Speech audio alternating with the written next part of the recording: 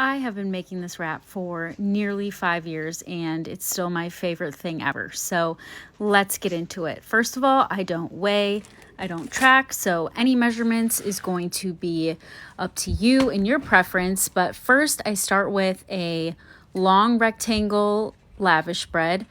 You can use whatever wrap you want, but I personally think that having the long one helps you wrap so much better. My base is going to be lettuce and mustard as well as seasoning. If you're not putting seasoning on your sandwiches, you are missing out. It is phenomenal.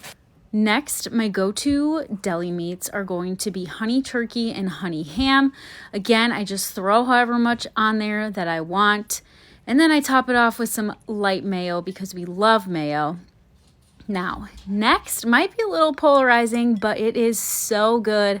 I do 1 egg and 2 egg whites. It just adds extra protein, extra thickness, and it is so good.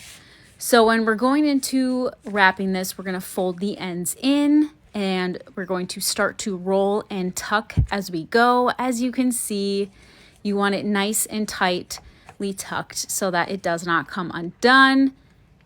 And there it is. That's a wrap.